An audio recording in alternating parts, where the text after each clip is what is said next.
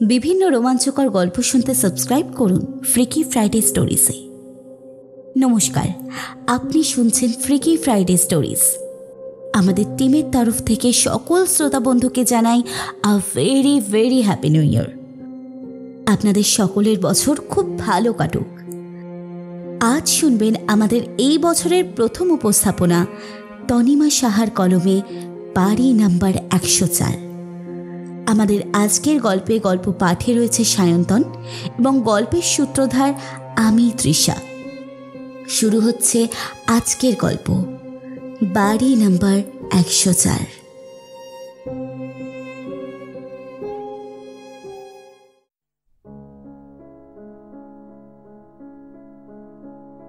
তিমির সরকার, বছর 25-এর যুবক, মুম্বাইয়ের আন্ধেরিতে থাকে। একটা গুডস প্যাকেজিং কোম্পানির কোয়ালিটি কন্ট্রোল অফিসার হিসেবে তিমির জয়নগর নামে একটি শহরতলিতে আসে। শহরতলিতে ভাড়া বাড়িটা চট করে পাওয়া যায় না। অফিস থেকে আপাতত একটা ডরমেটারি মেস বাড়ি ঠিক করে দিয়েছে। তিমির একটা বর্ধিষ্ণু শহরের ছেলে। শহুরে জীবন, শহুরে যোগার যন্ত্রেই সে অভ্যস্ত। এই চাকরিটাও সে এক প্রকার জোর করেই নিয়েছে, কিছুটা নিজের জেদ আর বাকিটা অভিমান। তিমিরের বাড়িতে একটা সময় জ্যাঠা কাকারা সব একসাথে থাকলেও দাদু ঠাম্মা মারা যাওয়ার পর সবাই যেন তৎপর হয়ে ওঠে নিজের আখের গোছানোর জন্য। তিমিরের চোখের সামনে খুলে যেতে থাকে প্রতিটা মানুষের এতদিন ধরে সযত্নে লুকিয়ে রাখা মুখোশগুলো। দেখতে দেখতেই আন্ধেরির বিখ্যাত সরকার বাড়ি ভেঙে ধূলিসাৎ হয়ে গেল। তিমিরের তখন মুম্বাই থেকে মন উঠে গেল। তাই চাকরি নিয়ে সব ছেড়ে ছুড়ে দিয়ে চলে আসে এই সাবার্ভ এলাকা জয়নগরে। কিন্তু এখানে এসেই মহা ফাঁপড়ে পড়ে তিমির। এখানে কোনো হোটেল নেই থাকার মধ্যে আছে কিছু রেস্ট হাউস আর dormitory working man mess. Rest হাউসে তিমির থাকবে না, তাই আপাতত তার ঠিকানা বলহরি মেস। কিন্তু সেখানেও অভিজ্ঞতা তার ভালো নয়। প্রায়ই তার পার্স থেকে টাকা চুরি যেতে থাকে। একদিন তো অফিসে পড়ে যাওয়ার জন্য যে ড্রেসটা বের করে রেখেছিল, স্নান সেরে এসে দেখে সেটা গায়েব। প্রচণ্ড রেগে গিয়েছিল সে। বাকি মেসমেটদের কাছে এ বিষয়ে কথা বলতে গেলে কেউ রা করে না। পরে অন্য একটা ড্রেস পরে বেরোনোর সময় দেখে তার এক মেসমেট, যাকে কিছুক্ষণ আগেই হারিয়ে যাওয়া শার্ট প্যান্টটার জন্য জিজ্ঞেস করতে গিয়েছিল, সে ওটাই পরে আছে। তিমির দৌড়ে গিয়ে তার কলার চেপে ধরতেই সে বলে ওটা তার। হয়তো তিমিরের জামার রং ম্যাচ করে গেছে। তিমির ব্র্যান্ড নেম দেখে আরও অবাক হয়ে যায়। একই কোয়ালিটি, একই প্রিন্ট, অথচ ব্র্যান্ড আলাদা। তিমির বুঝতে পারে এই ব্র্যান্ডের কাপড়টা এক্ষুনি লাগানো হয়েছে, কিন্তু কিছু বলার নেই এখানে। তিমির সেদিন থেকে তার পরিচিত সবাইকে, মানে সবজিওয়ালা, অফিসের কলিগ, ক্যান্টিনের দাদাকে বলেছে একটা ভাড়া বাড়ি দেখার জন্য। ঘটনার দিন 3 কেটে গেছে। তিমির এখন সবসময় তার ব্যাগে তালা দিয়ে রাখে। 3 দিনের মাথায় তিমিরের অফিস ক্যান্টিনের দাদা বলে, স্যার, একটা বাড়ি ভাড়ার খোঁজ পাওয়া গেছে, কিন্তু তিমির উত্তেজিত হয়ে বলে, নগেনদা, তুমি বুঝতে পারছো না, আমার কাছে কিন্তু জায়গা নেই। আমার এখন ইমিডিয়েটলি একটা সলিউশন চাই। এই মেসে আর থাকা যাচ্ছে না। বেশ ঠিক আছে, বাড়িটা ডুমুর পাড়া 104 নম্বর বাড়ি। আমি আপনার সাথে কাউকে পাঠিয়ে দিচ্ছি। তিমির বলে, বেশ, আমি অফিস ছুটির পর দেখে আসবো। অফিস ছুটির পর নগেন তার হেল্পার ছোকরাটাকে তিমিরের সাথে পাঠায়। তিমির ডুমুর পাড়ার 104 নম্বর বাড়িতে গিয়ে দেখে বাড়িতে 2জন প্রৌঢ়া থাকেন। মূলত বাড়িতে কেউ একজন থাকবে সেই চিন্তাভাবনাতেই ভাড়া দেওয়ার কথা ভেবেছেন তারা। তিমিরের ঘর পছন্দ হয়ে যায়। বাড়ির মালিকের নাম অমিয় বর্ধন আর তার স্ত্রীর নাম বর্ণালী বর্ধন। অমিয়কে তিমির বলে, আমি আগামীকালই এখানে শিফট করতে চাই। আপনাকে অ্যাডভান্স বাবদ কত দিতে হবে যদি একটু বলেন। তুমি কি কালই শিফট করবে? কাল কখন আসবে? তিমির বলে, কাল অফিস করেই চলে আসবো। অমিয় বলেন, ঠিক আছে, দেখো, ভাড়া বাবদ তুমি 5,500 দেবে। আজ তো মাসের প্রায় শেষ, এখন আর কি অ্যাডভান্স দেবে? আচ্ছা 2 দিয়ে দাও। আমি তাহলে আগামীকাল ইলেকট্রিসিটি আর জলের কানেকশনটা করিয়ে দিতে বলছি। তিমির আর কথা না বাড়িয়ে 2000 টাকা দিয়ে একটা রসিদ নিয়ে চলে আসে। তিমির চলে গেলে বর্ণালী তার স্বামীকে ধীর স্বরে বলে, একবার ভেবে দেখলে হতো না বিষয়টা? অমিয় একটা গম্ভীর নিঃশ্বাস ফেলে বলে, অনেক ভেবেছে গিন্নি। বর্ণালী তাও উসখুস করতে থাকে। কিন্তু ছেলেটা... অমিয় এবার চাপা ধমক দিয়ে বলে, গিন্নি, এবার তুমি চুপ করবে? আমি আর দুশ্চিন্তা করতে পারছি না। এবার যাই হবে দেখা যাবে। অমিয় আর বর্ণালীর এই সব কথা তিমিরের কান পর্যন্ত পৌঁছয়নি। সে আজ একটু নিশ্চিন্ত হয়েছে। ওই মেসটায় আর থাকা যাচ্ছিল না। বাড়ি ভাড়াটার খোঁজ না পেলে খুব মুশকিল হয়ে যেত। মেসে ফিরে তিমির তার সব জিনিস গুছিয়ে নেয়। গ্রীষ্মের গরম সেই সময়, কিন্তু সেই দিন সারা রাত তিমিরের হিমের মতো ঠান্ডা লাগছিল। ঘাড় ঘুরিয়ে তিমির দেখে যে তার বাকি রুমমেটরা গরমে হাঁসফাঁস করছে আর সে এদিকে ঠান্ডায় কাঁপছে। প্রথমে ভাবল যে তার বোধহয় জ্বর এসেছে, কিন্তু থার্মোমিটার মেপে দেখে যে তার জ্বর নেই। তাহলে এত ঠান্ডা কেন লাগছে? মনে হচ্ছে যেন সে হিমঘরে ঘুমিয়ে আছে। চাদরটা ভালোভাবে ঢেকে তিমির ঘুমিয়ে পড়ে। পরদিন সকালে উঠে জিনিসপত্র সব গুছিয়ে নেয়। অফিসে ফোন করে বলে দেয় যে আজ একটু দেরিতে পৌঁছবে সে। সেই মতো একটা ভ্যান গাড়ি ডেকে নিয়ে ডুমুর পাড়ায় পৌঁছে যায়। তিমিরকে এত সকালে আসতে দেখে অমিয় কিছুটা ঘাবড়ে যান। তিনি তাড়াতাড়ি এসে জিজ্ঞেস করেন, তুমি এত তাড়াতাড়ি চলে এলে? এখনো তো মিস্ত্রি আসেনি, আর ওই ঘরটাও পরিষ্কার করা হয়নি। তিমির মৃদু হেসে এক হাত তুলে বলে, হ্যাঁ, আপনি এত ব্যস্ত হবেন না। আমি শুধু আমার জিনিসগুলোকে রাখতে এসেছি। এখন অফিস যাব, তারপর অফিস থেকে ফিরে বিকেলের পর ঘরে ঢুকবো। আজ প্রথম দিন ঘরে আসবে, তাহলে বিকেল করে কেন আসবে? একটু আগেই না হয় চলে এসো। একজন বয়স্কা মহিলার গলার আওয়াজ শুনে তিমির পেছন দিকে ঘুরে দেখে কথাগুলো বর্ণালী বলছেন। তিমির তাকে দেখে নমস্কার জানায়। অমিয় বলেন, প্রয়োজনীয় সমস্ত জিনিস ঘরে রেখে দেওয়া হয়েছে। যদিও এখানে খুব একটা গরম পড়ে না, তবুও যদি তোমার প্রয়োজন হয় তাহলে তুমি এসি লাগাতে পারো। সেই মতো ব্যবস্থা করে দেবো আমি, তোমার কোনো রকম অসুবিধা হবে না। যে ঘরটা ভাড়ার জন্য তিমির নিয়েছে সেই ঘরটায় ঢুকে তিমির একটু অবাক হয়ে গেল। গতকাল পর্যন্ত ঘরটা ফাঁকাই ছিল, অথচ ইতিমধ্যেই সেখানে একটা খাট, একটা ছোট কাপবোর্ড, একটা শোকেস, সিলিং ফ্যান আর একটা টেবিল চেয়ার চলে এসেছে। অমিয় বলেছিলেন বটে যে কোনো আসবাবপত্র তাকে কিনতে হবে না, সবটাই ওরা দেবেন। মনে মনে বেশ খুশি হয় তিমির। বিড়বিড়িয়ে সে বলে ওঠে, গণপতি বাপ্পা মোরেয়া। কথাটা বলেই যে মাত্র সে ঘরের ভেতর ঢুকতে গেল, ঠিক তখনই সে একটা জোর ধাক্কা খেল। সে স্পষ্ট অনুভব করল যে কেউ যেন তাকে ধাক্কা দিয়ে বেরিয়ে গেল।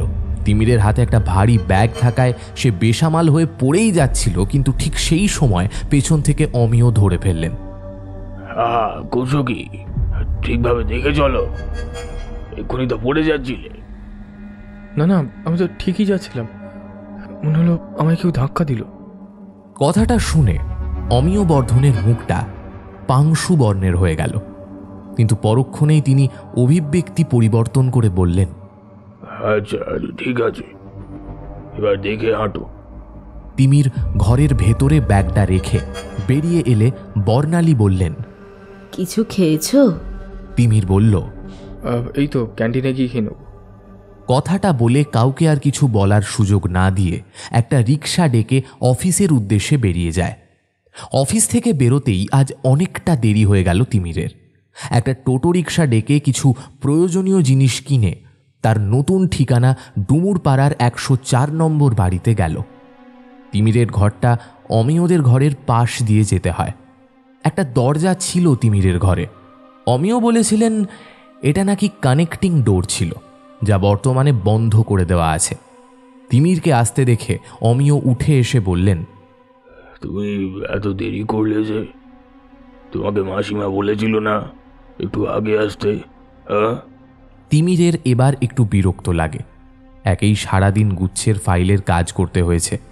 সারাদিনের ক্লান্তির পর যদি এসে কাউকে বচন শুনতে হয় তাহলে কার ভালো লাগে? কোনো রকমে একটা সৌজন্যমূলক হাসি দিয়ে তিমির ঘরের চাবিটা নিয়ে সেখান থেকে চলে আসে। আসার সময় একটা নতুন তালা নিয়ে এসেছে সে। অমিয়র দেওয়া চাবিটা দিয়ে দরজা খুলে জিনিসপত্রগুলো ঘরে রাখে। তারপর নতুন তালা চাবিটা টেবিলের ওপর রেখে অমিয়র লাগানো তালা চাবিটা ফেরত দিয়ে আসে। ঘরে এসে তিমির বেশ চমকে ওঠে। তার ঘরটা অন্ধকারে যেন ডুবে আছে, অথচ তার স্পষ্ট মনে আছে যাওয়ার সময় সে ঘরের আলো জ্বালিয়ে গিয়েছিল। তাহলে ঘর অন্ধকার কেন? অথচ ইলেকট্রিসিটি যে নেই তা নয়, বাইরেই আলো জ্বলছে। তাহলে কি কোনো ফল্ট হলো? ভাবতে ভাবতে ঘরে ঢুকে হাতড়ে হাতড়ে সুইচ বোর্ড খুঁজে আলোটা জ্বালায় তিমির। আলোটা জ্বলার সঙ্গে সঙ্গে একটা উৎকট পচা গন্ধে ঘরটা ভরে ওঠে। তিমির নাক চাপা দিয়ে দুর্গন্ধের উৎসটা এদিক ওদিক খুঁজতে থাকে। একটু পরেই গন্ধটা পুরো মিলিয়ে যায়। তিমির ভাবে এটা বোধহয় আমার মনের ভুল হবে, নইলে পরিষ্কার পরিচ্ছন্ন ঘরে দুর্গন্ধ কোত্থেকে আসবে। বেশি আর না ভেবে সে স্নানে ঢোকে। স্নান সেরে এসে খাটে বসতেই অমিয় আসে ঘরে। দরজায় টোকা দিয়ে বলেন, চা খাও তো। আমতা আমতা করে তিমির বলে, হ্যাঁ তা খাই বটে। অমিয় গদগদ হয়ে বলেন, তাহলে চলো, তোমার মাসিমা ডাকছেন। তিমিরের চা তেষ্টা পাচ্ছিল বটে, তবে ভদ্রলোকের এই কথায় কথায় তোমার মাসিমা বলাটা বড় বিরক্তকর। অমিয়র সাথে তাদের ঘরে এসে চা খেতে খেতে তিমির ভাবে একবার বলে দেবে। পরে ভাবল থাক, প্রথম দিন এসেই কটুতা বাড়ানোটা ঠিক নয়। তিমিরকে চুপচাপ বসে থাকতে দেখে অমিয় বলেন, তিমির, তুমি খাওয়া দাওয়াটা আমাদের সাথেই করে নিতে পারো, বা আমাদের যিনি রাঁধুনি আছেন তাকে নিজের রাঁধুনি হিসেবে রাখতে পারো। বেশ ভালোই খাবার রান্না করে, সেক্ষেত্রে রান্নার জোগাড় তোমাকে আর করতে হবে না। তিমির একটু ভেবে বলে, রান্নার জোগাড় মানে তো বাজারে ঝামেলা করতে হবে, আর আমার অতটা সময় হবে না। তার চেয়ে যদি আমি আপনাদের খাওয়া বাবদ কিছু টাকা দিয়ে দিই তাহলে। অমিয় বলেন, হ্যাঁ ঠিক আছে। আচ্ছা, রাতের খাওয়াটা তাহলে একেবারে খেয়েই ঘরে যেও, কেমন? আরও কিছুক্ষণ ওদের ওখান থেকে রাতের খাবার খেয়ে তিমির ঘরে চলে এলো। কিন্তু ঘরে ঢুকতেই মনটা তার হু হু করে ওঠে। আজ বহুদিন পর তার ঠাম্মা দাদুর কথা মনে পড়ে। খাটে বসে তিমির হাত দিয়ে মুখটা চেপে ফুঁপিয়ে ওঠে।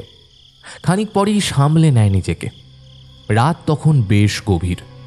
হঠাৎ তিমিরের কানে যায় ঘরে কিসের যেন শব্দ হচ্ছে, কিন্তু সারাদিনের ক্লান্তিতে দু চোখে গভীর ঘুম জড়িয়ে আসে। পরদিন ভোরের দিকে তিমিরের ঘুম ভেঙে যায়। তিমির দেখে উত্তর দিকে একটা জানলা আছে। বিছানা ছেড়ে উঠে সেটা খুলে দিতেই জানলা দিয়ে একটা পুকুর দেখা যায়। খুব সুন্দর পাড় বাঁধানো একটা পুকুর।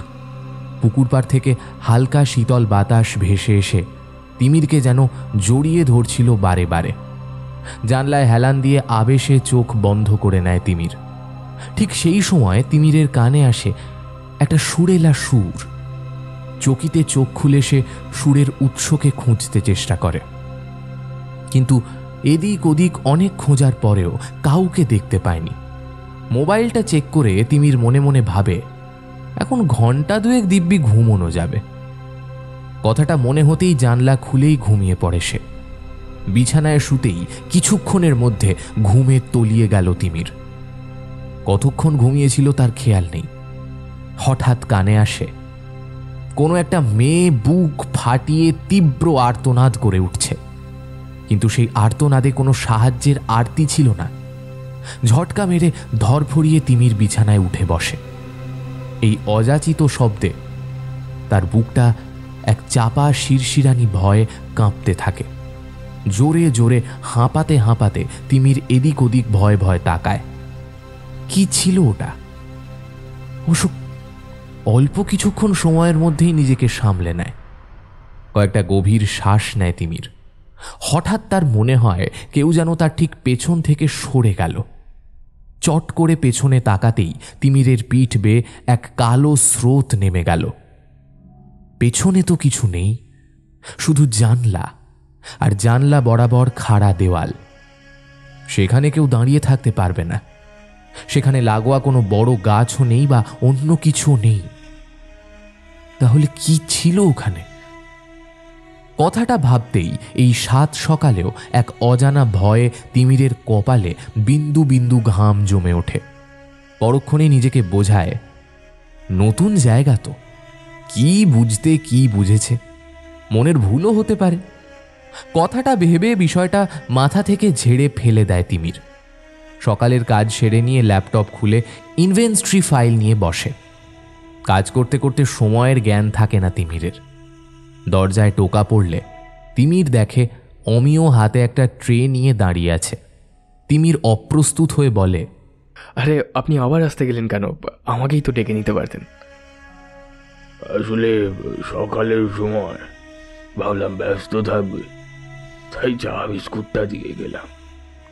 তুমি কিন্তু সকালের খাবার খেয়ে যাবে।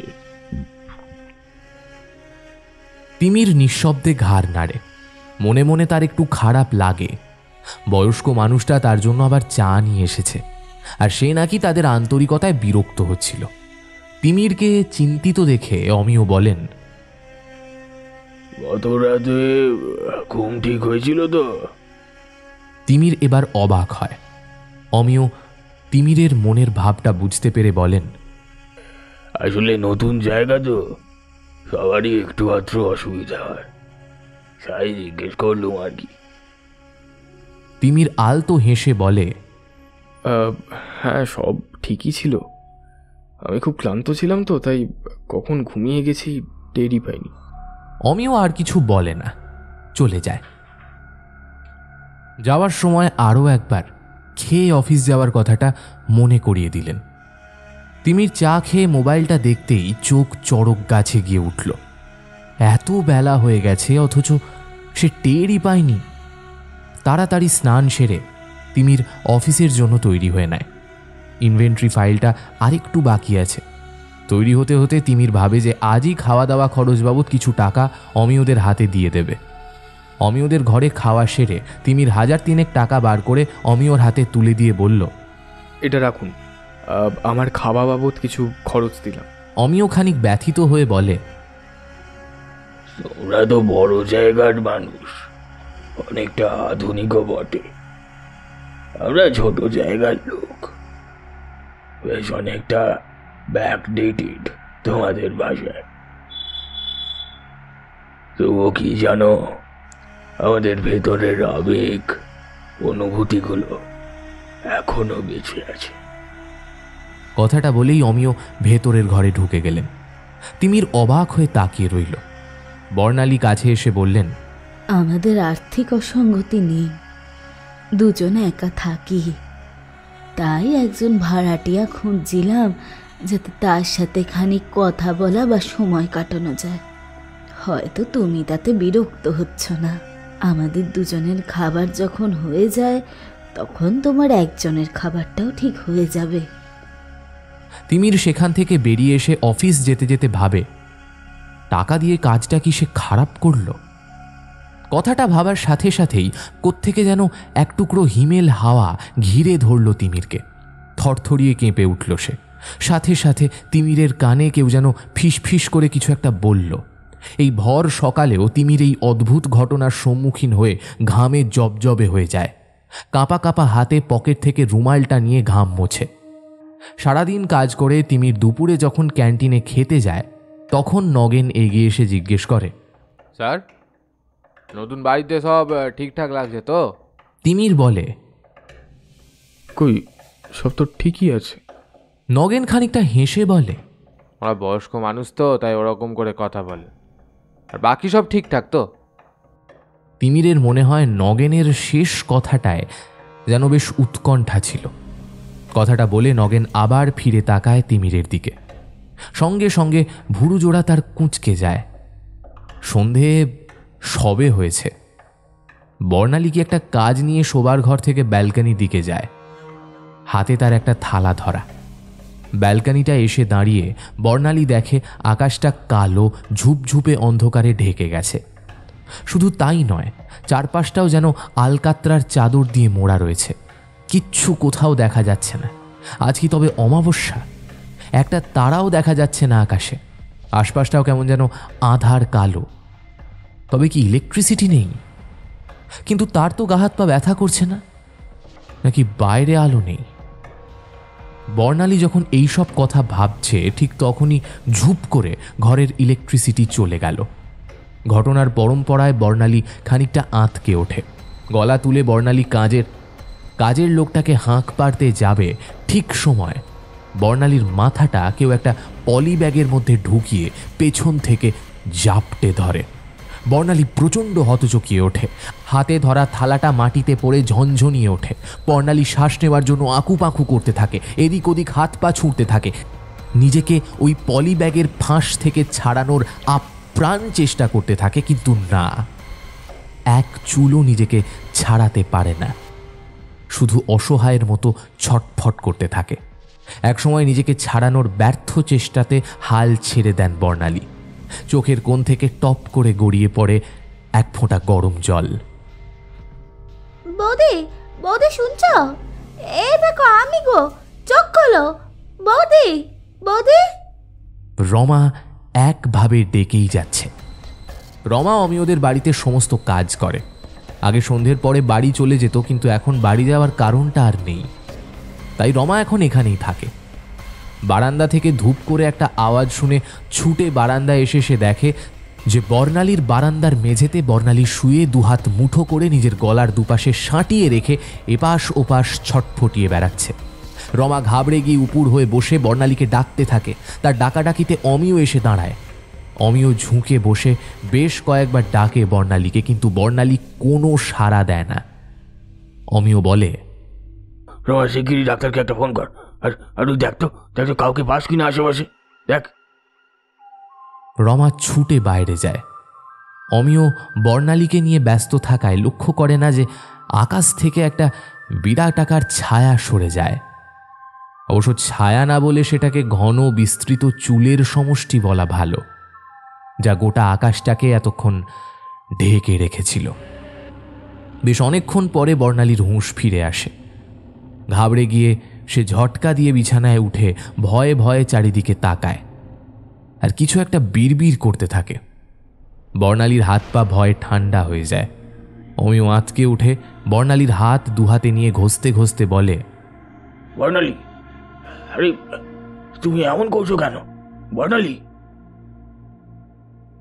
কাঁপা কাঁপা স্বরে বর্ণালী অমিয়কে সবটা বলে। সবটুকু শুনে অমিয়র চোখ বিস্ফারিত হয়ে যায়। ঠিক তখনই অমিয় শুনতে পায় কেউ যেন খুব কাছেই বিকৃত স্বরে জোরে জোরে হেসে ওঠে। অমিয় থরথরিয়ে কেঁপে ওঠে।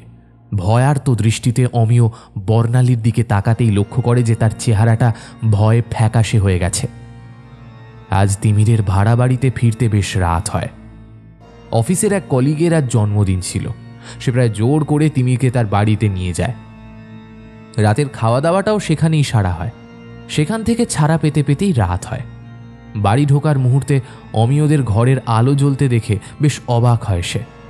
একবার ভাবে খোঁজ নেবে, কিন্তু ঠিক পর মুহূর্তেই হাত ঘড়িতে রাত 11টার সময় দেখে ভাবে এত রাতে নিশ্চয়ই ওরা ঘুমিয়ে গেছে, থাক আগামীকাল সকালেই না হয়। কথাটা ভেবে যেইমাত্র তিমির অমিয়দের ঘরটা পেরিয়েছে ঠিক সেই সময় ক্যাচ শব্দ তুলে অমিয় সদর দরজা খুলে দাঁড়ালেন।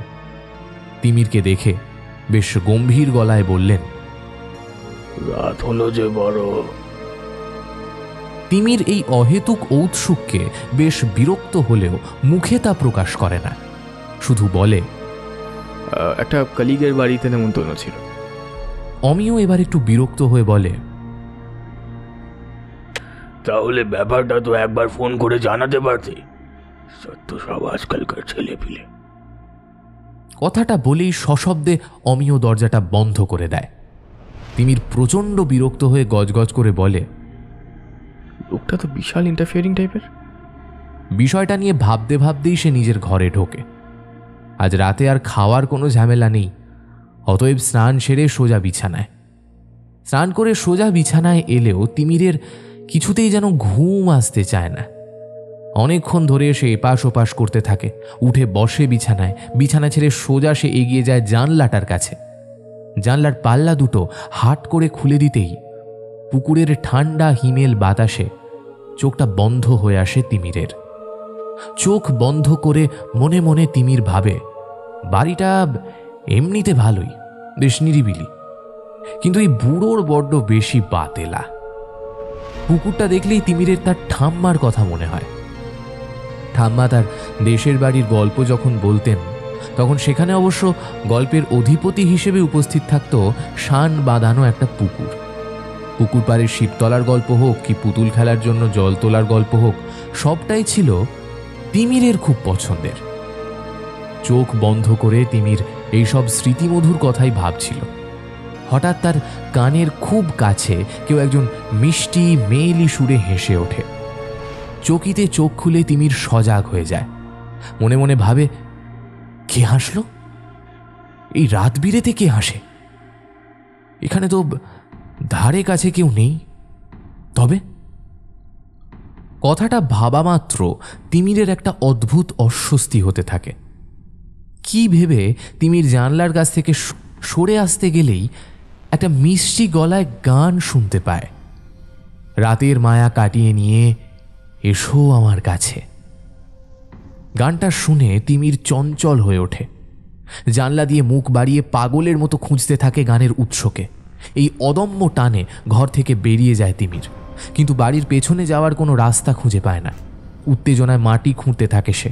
তিমির এতটাই মরিয়া হয়ে পড়ে যে লক্ষ্যই করে না তার হাত ফেটে রক্ত পড়ছে। ঠিক এমন সময় তিমিরের কানে কানে কেউ মিহি গলায় ফিসফিসিয়ে বলে, এসো এসো আমার কাছে এসো। তারপরেই রিনরিনিয়ে কেউ হেসে ওঠে। হঠাৎ তিমির দেখতে পায় একটা কাঠের দরজা আছে সামনে। উন্মাদের মতো ছুটে যায় দরজাটার দিকে। বর্ণালী, তুমি কি কাউকে দেখেছিলে? অমিয় আশঙ্কিত হয়ে জিজ্ঞেস করে। বর্ণালী মাথা নাড়িয়ে বলেন, না গো, সেখানে সত্যি কেউ ছিল না। চারদিকে ঘুটঘুটে অন্ধকার, আকাশটাও কেমন একটা অসম্ভব কালো হয়েছিল।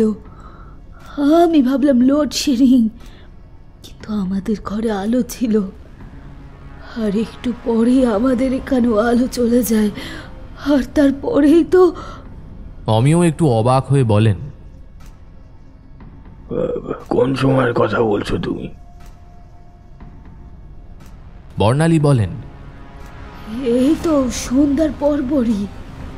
অমিয় আরো অবাক হয়ে বলেন, কিন্তু বর্ণালী, আজ তো কোনো ইলেকট্রিসিটি যায়নি। তাছাড়া আমাদের তো ঘরে ইনভার্টার আছে। আরও ব্যাপার হলো, আজ তো আকাশ পরিষ্কার এবং আকাশে এক ফালি চাঁদও আছে। তোমার মনে নেই? এই এই এক সপ্তাহ আগেই তো পূর্ণিমা গেল। বর্ণালী জোর দিয়ে বলেন, কিন্তু আমি দেখেছি, আমি এটাই দেখেছি। হঠাৎ কিছু মনে পড়ছে এমনভাবে বিস্ফারিত চোখে বর্ণালী জিজ্ঞেস করেন, জানলাটা বন্ধ আছে তো? অমিয় ভরসা দিয়ে বলে, জানলাটা তো বন্ধই আছে। সেদিনের ওই ঘটনার পর আমি তো দাঁড়িয়ে থেকে পুকুর পাড়ের দিকে জানলাটা বন্ধ করালাম, আর পূর্ব দিক মানে রাস্তার দিকে জানলাটা বানিয়েছিলাম। তুমি তো দেখেছিলে সেটা। বর্ণালী দীর্ঘশ্বাস ফেলে বলেন, তাকে এতটা ভালোবাসা উচিত হয়নি।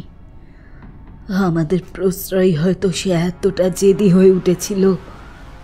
অমিয় বর্ণালীর মাথায় হাত বুলোতে বুলোতে বলে, ভালোবাসার কোনো মাপ পরিমাপ হয় না বর্ণালী। এখন আর এসব নিয়ে কিছু ভেবো না, একটু ঘুমানোর চেষ্টা করো। ডাক্তার বলেছেন তোমার বিশ্রামের প্রয়োজন। বর্ণালী ভয় ভয় বলে, ছেলেটা সে ঠিক আছে তো? সে যে তারই মতো দেখতে। বর্ণালীকে এটা সেটা বলে শান্ত করলেও অমিয়র মাথায় সেই প্রথম দিন থেকেই এই একটা প্রশ্ন ঘুরছিল। কয়েক বছর আগের সেই ঘটনার কথা মনে পড়লে আজও অমিয় কেঁপে ওঠে। অমিয় আর বর্ণালীর বিয়ের 10 বছর পেরিয়ে যাওয়ার পরেও তারা সন্তানের মুখ দেখতে পাননি। আত্মীয় স্বজনের ঠেস দেওয়া কথার কাঁটাগুলোর যন্ত্রণা যখন অসহ্য হয়ে যায়, তখন তারা নিজের পৈতৃক ভিটে ছেড়ে ডুমুরুপ এই 104 নম্বর বাড়িতে এসে ওঠে। এই বাড়ির মালিক অন্য কোথাও চলে যাচ্ছিলেন বলে প্রায় জলের দামে বাড়িটা বিক্রি করেছিলেন অমিয়র কাছে। আশ্চর্যজনকভাবে এই বাড়িতে আসার কিছু মাস পরেই বর্ণালী অন্তঃসত্ত্বা হল। নিয়ম মেনে কিছু মাস পরে বর্ণালীর কোল জুড়ে তাদের একমাত্র কন্যা সোনালী এলো। সোনালীকে পেয়ে যেন বর্ণালী আর অমিয়র জীবন সম্পূর্ণ হল। ছোট থেকেই সোনালী ছিল অসম্ভব জেদি, তবে সেটা অমিয়রা ছোট মানুষের দুষ্টুমি ভেবে আর গ্রাহ্য করত না। সোনালীর যখন 6 বছর বয়স, তখন বর্ণালী আবারও অন্তঃসত্ত্বা হলেন, কিন্তু এবার কোনো অজানা কারণে তার গর্ভপাত হয়ে যায়। তখন তারা দুজন আরো বেশি করে সোনালীকে আঁকড়ে ধরে। পুরনো কথা ভাবতে ভাবতে কখন জানি চোখ লেগে গিয়েছিল অমিয়র। চিন্তার সমুদ্রে ভাসতে ভাসতে অমিয় অনেক দূর পর্যন্ত চলে গিয়েছিল। তাই হঠাৎ এক অযাচিত শব্দে তার চিন্তার সেতুটা ভেঙে যায়। সেই ভাঙনের শব্দের প্রতিধ্বনি এতটাই জোরালো ছিল যে তা পার করে এসে বর্তমান সময়ে পৌঁছতে অমিয়র বেশ খানিকটা সময় লেগে যায়। আবার সেই এক শব্দ। এবার চিন্তা আর তন্দ্রা দুটোর রেশি সম্পূর্ণ কেটে যায় তার। হতচকিত হয়ে উঠে বসে বিছানায়। বর্ণালীর মাথায় হাত বোলাতে বোলাতে কখন জানি নিজেই ঘুমিয়ে পড়েছিল অমিয়। ঠক ঠক, আবারও সেই একই শব্দ। অমিয় এবার সম্পূর্ণভাবে জেগে। কোনো বদ্ধ একটা বাক্স থেকে শব্দটা আসছে মনে হচ্ছে। সারা ঘর অন্ধকার। মাথার উপর বনবন করে সিলিং ফ্যান ঘুরছে। সারা ঘর অন্ধকারে আচ্ছন্ন। রাত কটা কে জানে। অমিয় জেগে উঠতেই একটা উৎকট পচা দুর্গন্ধ তার নাকে এসে লাগে। ইঁদুর টিঁদুর মরল নাকি, মনে মনে ভাবে অমিয়। চেঁচিয়ে রমাকে ডাকতে গিয়েও থেমে যায় অমিয়। এখন ডাকলে খামোখা রমা আর বর্ণালী দুজনেরই ঘুম নষ্ট হবে। কিছু একটা ভেবে খাট থেকে নামতে গিয়ে আঁতকে ওঠেন অমিয়। ওটা কি ছিল? খাটের ধার ধরে হাতড়ে হাতড়ে অমিয় সুইচ বোর্ড পর্যন্ত পৌঁছয়। ঘরটা এত অন্ধকার কেন হয়ে আছে কে জানে। ঘরে তো ডিম লাইটটা জ্বলে, সেটাও জ্বলছে না। কি হয়েছে? কথাগুলো ভাবতে ভাবতে লাইটটা জ্বালায় অমিয়। ঘরের আলো জ্বালতেই অমিয় অনুভব করে যে তার কাঁধে উষ্ণ কিছু একটা টপ করে পড়েছে। বাঁ হাত দিয়ে সেটা আঙুল দিয়ে ছুঁয়ে দেখে একরাশ প্রশ্ন নিয়ে তিনি ছাদের দিকে তাকাতেই আতঙ্কে তার চোখ জোড়া বিস্ফারিত হয়ে যায়। তিনি দেখেন ছাদ থেকে নিচের দিকে মুখ করে ঝুলে আছে এক বিকৃতাকার বিভৎস অবয়ব। অবয়বটির মাথার লম্বা চুল হাওয়ায় কলকল করে উঠছে। অবয়বটির শরীরে চামড়া বলে কিছু নেই। কি বিকট বিভৎস দর্শন সেই অবয়ব। তার চোখ কোটর থেকে বেরিয়ে আসছে, মুখের দুদিকে দুটো তীক্ষ্ণ সদন্ত স্পষ্ট হয়ে বেরিয়ে আছে, আর আছে একটা চেরা লকলকে লম্বাটে জিভ। তা থেকে টপ টপ করে গড়িয়ে পড়ছে লালা। এই রকম আত্মাশূন্য দৃশ্য দেখে ভীত সন্ত্রস্ত হয়ে অমিয় যেন শব্দহীন হয়ে পড়েছে। আতঙ্কের এক হিম শীতল সরীসৃপ কোনো এক অজানা কৃষ্ণ স্রোতের মতো অমিয়র পিঠ বেয়ে নিচে নেমে যায়। এই ভয়ঙ্কর দৃশ্য দেখে অমিয়র বুক চিরে এক আর্তভেদী চিৎকার করে চোখ মুখ ঢেকে নেন। এই শুনছো? এই যে শুনছো? তুমি অমন করছো কেন? কি হয়েছে তোমার? বর্ণালী হঠাৎ শুনতে পান যে কিছু খুব জোরে পড়ে গেছে। চোখ খুলেই দেখেন ঘরের আলো জ্বলছে আর অমিয় দেওয়ালের একধারে গুটিসুটি হয়ে বসে আছে। কি যেন বলছে আর ঘন ঘন মাথা দুপাশে নেড়ে যাচ্ছে। তিনি অনেকবার অমিয়কে ডাকা সত্ত্বেও তিনি কোনো সাড়া দিচ্ছেন না দেখে বর্ণালী চিৎকার করে রমাকে ডাকলেন। রমা আশায় তিনি কিছুটা মনোবল পান। বর্ণালী এবার জোরে জোরে অমিয়কে ঝাঁকাতে থাকে আর তাকে এক নাগারে ডাকতে থাকে। কিছু পরে অমিয় ঘোলা ঘোলা দৃষ্টিতে বর্ণালীর দিকে তাকালে বর্ণালীর বুকটা ছ্যাঁত করে ওঠে। ওটা কার দৃষ্টি? বেশিক্ষণ ভাবার সময় পান না তিনি। ঠিক সেই সময় দরজায় কড়া নাড়ার শব্দ হয়। বর্ণালী উঠে দরজা খুলতে গেলে অমিয় তার হাত চেপে ধরে বলে, না হয়তো। বর্ণালীর মনের ভেতর থেকে এখনো সন্ধ্যের ঘটনার ছাপটা সরে যায়নি। আর কিছু আগে অমিয়র অবস্থা দেখে তিনি বেশ আতঙ্কিত হয়ে কাঁপা কাঁপা কণ্ঠে বললেন, হয়তো কি? আবার দরজায় কড়া নাড়ার শব্দ হয়। রমা বলে, আমি দেখছি। দরজাটা খুলে রমা কাউকে দেখতে পায় না। সকালের আলো তখনও ফোটেনি। রাতের অন্ধকার তখনও ছোপ ছোপ হয়ে এখানে সেখানে গোঁজ ধরে বসে আছে। রমা মাথাটা বের করে এদিক ওদিক তাকিয়ে দেখে নিয়ে হঠাৎ চিৎকার করে ওঠে। রমার চিৎকারে দুই প্রৌঢ় প্রৌঢ়া একে অপরকে জড়িয়ে ধরে থরথরিয়ে কাঁপতে থাকে। চিৎকার করেই রমা কাটা কলা গাছের মতো ধপ করে পড়ে যায়। ঠিক তারপর মুহূর্তেই কিছু একটা প্রবল বেগে রমার পা ধরে তাকে টেনে নিয়ে চলে যায়। বর্ণালী প্রচণ্ড চিৎকার করে ডেকে ওঠে, রমা! ওরা ভয়ে এক পা করে রমাকে খোঁজার জন্য বাড়ি থেকে বেরিয়ে আসে। মাটিতে রমাকে টেনে নিয়ে যাওয়ার ছাপ স্পষ্ট। সেই দাগকে অনুসরণ করে অমিয় আর বর্ণালী এগিয়ে যায়। রমাকে টেনে নিয়ে যাওয়ার দাগটা পুকুর পাড় পর্যন্ত গিয়ে নিশ্চিহ্ন হয়ে যায়। বর্ণালী থরথরানো সুরে ফিসফিসিয়ে বলে, সে ফিরে এসেছে, সে আবার ফিরে এসেছে। অমিয় আর থাকতে না পেরে চিৎকার করে বলে, আর কত শাস্তি পেতে হবে আমাদের? তোর এই উন্মাদনার খেসারত দিতে দিতে তো আমরা ক্লান্ত। থামা এবার। কথাটা বলেই অমিয় মুখ ঢেকে ফুঁপিয়ে কেঁদে ওঠে। ঠিক তখনই আকাশ বাতাস কাঁপিয়ে কেউ ভয়ঙ্কর পৈশাচিক স্বরে হেসে ওঠে। বর্ণালী লক্ষ্য করে পুকুরের জলের ওপর কিছু একটা ভাসছে। ভোরের আলো ততক্ষণে ফুটে উঠেছে। জলের ওপর যা ভাসছিল তা জলের স্তরের ওপর সাঁতরে সাঁতরে এখন পাড়ে এসে ঠেকেছে। সেটাকে দেখতেই বর্ণালী একটা মর্মান্তিক চিৎকার করে ওঠে। সকালের আলো তখন ভালোভাবেই ফুটে গেছে। ডুমুরপাড়ার বাসিন্দারা সব তখন ঘুম থেকে উঠে গেছে। সাত সকালে এমন তারস্বরে চিৎকার শুনে কেউ কেউ ছুটতে ছুটতে পুকুর পাড়ে এসে পৌঁছয়। সকাল সকাল পুকুর পাড়ে এরকম এক দৃশ্য দেখে তাদেরও বুকের রক্ত হিম হয়ে যায়। তারা দেখে বর্ধন দম্পতির বাড়ির সবসময়ের থাকা খাওয়ার লোক রমার ছিন্ন ভিন্ন মৃতদেহ পুকুর পাড়ে পড়ে আছে। মুখ তার হাঁ করা, আর পাড়ের ওপরে বর্ণালী বর্ধন অজ্ঞান হয়ে পড়ে আছেন। অমিয় বর্ধন ফ্যাল ফ্যাল করে পুকুরের দিকে তাকিয়ে আছে। পুকুর পাড়ে দাঁড়িয়ে থাকা লোকজনদের মধ্যে একটা গুঞ্জন সৃষ্টি হয়। এই কি হয়েছে রে? এমা, এ কি, এরা কারা? এই কেউ পুলিশে খবর দে। আরে এরা তো বর্ধন কাকু কাকিমা। আরে কোন বর্ধন কাকু কাকিমা? আরে সেই রে, সোনালীর মা বাবা। সেই সোনালী?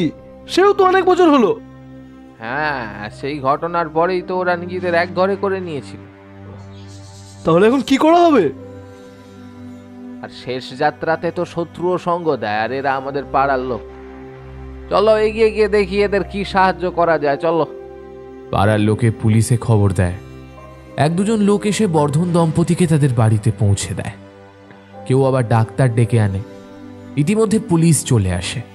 রমার লাশটাকে পুকুর থেকে তুলে এনে প্রাথমিক তদন্ত সমাপ্ত করে তা পোস্টমর্টমের জন্য পাঠায়। তিমিরের আজ বেশ বেলাতে ঘুম ভাঙে। সারা শরীরে অসম্ভব যন্ত্রণা। ঘুমের ঘোরটা কাটতেই তিমির অনুভব করে তার আঙুলে খুব জ্বালা করছে। চোখ খুলে নিজের হাতের দিকে তাকাতেই প্রচণ্ড আঁতকে ওঠে সে। এ কি করে হলো? তার আঙুল এভাবে বিচ্ছিরিভাবে কেটে ছড়ে গেল কি করে? বিছানার ধারে ভর দিয়ে কোনো মতে উঠে বসে সে। শরীরের প্রতিটা খাঁজে ভাঁজে তার ব্যথা। এতটা চোট সে কি করে পেল? ঠিক সেই সময় বাইরে কিছু চাপা গুঞ্জন তিমিরের কানে আসে। আস্তে আস্তে বিছানা ছেড়ে উঠে চোখে মুখে জল দিয়ে খোঁড়াতে খোঁড়াতে তিমির বাইরে আসে। বাইরে এসে বেশ কিছু লোকজন দেখে তিমির একটু ঘাবড়ে যায়। কি ভেবে আস্তে আস্তে অমিয়দের ঘরে ঢুকেই থমকে দাঁড়ায় সে। বর্ণালী বিছানায় শুয়ে আছেন, অমিয় খুব শান্তভাবে মাথা ঝুঁকিয়ে বসে আছেন, আর তাদের সামনে বসে আছে একজন ইন্সপেক্টর। তিমির ঘরে ঢুকতেই শুনতে পায় ইন্সপেক্টর অমিয়কে বলছেন, ঠিক আছে অমিয় বাবু, এখন আসছি। আমাদের কাজ হয়ে গেলে আপনাদের বডি হ্যান্ড ওভার করে দেব। তিমির কথাটা শুনে কিছুটা আচম্বিত হয়ে জিজ্ঞেস করে, কি হয়েছে?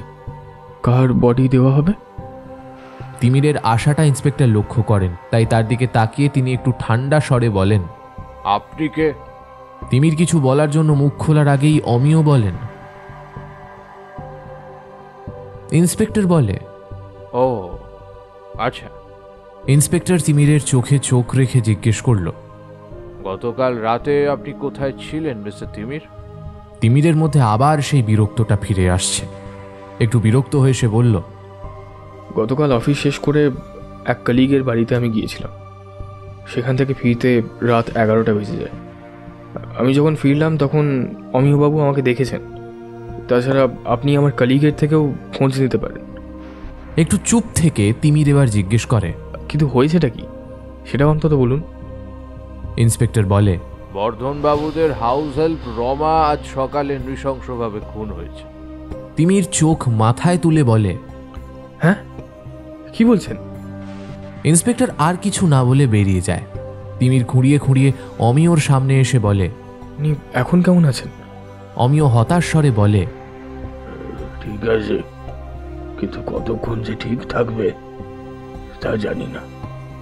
অমিয় এতক্ষণে তিমিরের হাত পায়ের অবস্থা দেখে আঁতকে উঠে বলে, এসব কি করে হলো? দাঁড়া দাঁড়া, ফার্স্ট এড বক্সে নিয়ে আসি, দাঁড়া। অমিয় ফার্স্ট এড বক্সটা এনে তিমিরের আঙুলে ওষুধ লাগিয়ে দিতে দিতে বলেন, এতটা কিভাবে লাগলো তোমার? দেখি দেখি, বসো বসো তুমি, এইদিকে চেয়ারটায় বসো, আস্তে আস্তে। তিমির মাথা নাড়িয়ে বলে, জানি না, আমার কিছুই মনে পড়ছে না। গতকাল যখন আপনার সাথে কথা হলো তারপর আমি ঘরে গেছিলাম। আমার রাত্রিবেলা ঘুম আসছিল না কিছুতেই, তাই বিছানায় উঠে বসে আমি জানলার ধারে পুকুরের হাওয়া খাচ্ছিলাম। পুকুরের হিমেল হাওয়ায় আমার চোখ দুটো আবার ঝাপসা হতে শুরু করে। তারপর অবশেষে আমার চোখ দুটো বন্ধ হয়। তারপর আর কি হয়েছে আমার আর খেয়াল নেই। তিমিরের ফার্স্ট এডটা করে রান্নাঘরে গিয়ে চা জল খাবারের ব্যবস্থা করতে যান। বর্ণালীকেও যে ওষুধ দিতে হবে। গত রাতের হাড় কাঁপানো ভয়াবহ অভিজ্ঞতার পর বর্ণালীকে সিডেটিভ দিতে হয়েছে। চায়ের জল বসিয়ে তিমিরের কথাগুলো শুনতেই তার হাত থেমে গেল। অমিয় যেন ভুল শুনছেন এমনভাবে বললেন, এই এক মিনিট, আমার সাথে তো তোমার এই সকালবেলা দেখা হয়েছে, রাতে তো তোমার সাথে আমার দেখা হয়নি। আর জানালাটা তো পুকুরের দিকে নয়, জানলাটা তো রাস্তার দিকে। না, আমার কোনো ভুল হচ্ছে না, আপনি ভুল করছেন। আমি প্রথম দিন থেকেই এসেই দেখেছিলাম যে জানলাটা পুকুরের দিকেই ছিল। আর কি সব বলছেন আপনি? গত রাতেই তো আপনার সাথে আমার দেখা হলো, ভুলে গেলেন আপনি? তিমিরের কথাগুলো শুনে অমিয় ধপ করে চেয়ারে বসে কাঁপতে থাকে। তিমির তাড়াতাড়ি অমিয়র দিকে ছুটে এসে তার কাঁধে হাত রেখে বলে, আরে কি হলো আপনার? অমন করছেন কেন? ঠিক এমন সময় দরজার সামনে থেকে কেউ ডেকে ওঠে, কাকুমণি। বটতলায় নন্দুদার চায়ের দোকানে আজ সকাল সকালই আড্ডা বসেছে। রবিবার বলে আজ চায়ের ডেরায় লোকজনও বেশি। শহরতলিতে রবিবারের সকাল মানেই হলো একটা অলস দুপুরের সমতুল্য। বাড়িতে চা জল খাবার খেয়ে বাজারের থলে নিয়ে বের হয়ে যায় এখানকার মানুষ। একটা সাধারণ মধ্যবিত্ত পরিবারের নিত্য ঘটনা। লোকজনের সারা সপ্তাহের গুজব গল্প জমে থাকে, যা প্রতিটা চায়ের চুমুকের সাথে একটু একটু করে বেরিয়ে এসে ছড়িয়ে পড়ে এর থেকে তাতে। রবিবারের এই একটা বেলাতেই যেন ধোঁয়া ওঠা কাঁচের গ্লাসের চায়ের চুমুকের সাথে পরের সপ্তাহের রসদটাও জমিয়ে নেওয়া হয়। মধ্যবিত্ত পরিবারের স্বভাবটাই তো তাই, তিলমাত্র খরচ, তার পরিমাণ জমানো। নন্দলাল পাত্র ডুমুরপাড়ার খুব পুরনো বাসিন্দা। ডুমুরপাড়ার ছোট থেকে বড় সবাই তাকে নন্দুদা বলেই ডাকে। এই বটতলায় চায়ের দোকান চালিয়ে দিব্যি তার একার সংসার চলে যায়। বেলা বাজে 10:30। নন্দুদা তখন পঞ্চমবারের চায়ের কেটলি থেকে চা ঢালছেন। সাধারণত নন্দুদা বেলা 10টা কি খুব বেশি হলে 10:15টার মধ্যে ঝাঁপ বন্ধ করে দেন, আবার দুপুর 2টোর পর দোকান খোলেন। কিন্তু আজ সকালেই ডুমুরপাড়ায় যে চাঞ্চল্যকর ঘটনা ঘটল তা নিয়ে অল্প বিস্তর সবাই বেশ ভয় পেয়ে আছে। নন্দলাল যে নিজেও বেশ ভয় পেয়ে আছে সেটা প্রকাশ করে না। সবাই গরম চায়ের গ্লাস হাতে হাতে তুলে নিয়ে সকালের ঘটনার কথাই আলোচনা করছিল। সুমিত বলল, ওরা হলেন অমিয় বর্ধন আর ওনার স্ত্রী বর্ণালী বর্ধন। এই ডুমুরপাড়ায় ওরা বহু পুরনো বাসিন্দা। অমিয়দা সেই কোন বয়সে এখানে এসেছিলেন তখন তো এ পাড়াতে এত লোকও ছিল না। আমি তখন রিক্সা চালাতাম। আবার শরীর খারাপ হওয়ার পর ডাক্তার বলল যে আর রিক্সা টানা চলবে না, তখন এই চায়ের দোকানটা খুলি। অমিয়দা আমায় সে সময় সাহায্য করেছিল, সেসব ঋণ কি আর ভোলা যায়? দোকানে যে কজন কাস্টমার ছিল তারাও একে একে চলে গেছে। নন্দুদা সবকটা ফাঁকা কাঁচের গ্লাস নামিয়ে রেখে সুমিতকে বলে, সে অনেক কথা, একবেলায় সে কথা তো শোনা যাবে না। একটু চুপ করে নন্দুদা বলে, আমি এবার ঝাঁপ বন্ধ করব, দেখি একটু অমিয়দার বাড়ি যাব। সুমিত আর কোনো কথা না বলে সেখান থেকে উঠে বেরিয়ে যায়। তিমির আর অমিয় যখন কথা বলছিল ঠিক তখনই দরজার কাছে একটা অল্প বয়সী মেয়ের গলার আওয়াজ শুনে ওরা দুজনেই দরজার দিকে তাকায়। অমিয় অত্যন্ত অবাক হয়ে উত্থেলিত স্বরে বলে ওঠে, মৌ তুই? মৌ বলে, থাক না কাকুমণি, কেন আবার পুরনো ঘটনা মনে করছো?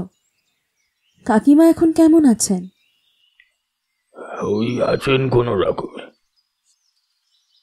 হতাশ স্বরে অমিয় বলেন। মৌ একবার বর্ণালীর কাছে গিয়ে তাকে দেখে পেছন ঘুরে অমিয়কে জিজ্ঞেস করে, কিছু খেয়েছো গো তোমরা? ডক্টর কি বললেন? অমিয় ম্লান হেসে বলেন, ঠিক আগের মতোই আছিস রে তুই। সবার যত্ন নেওয়া, সবার খবর রাখা।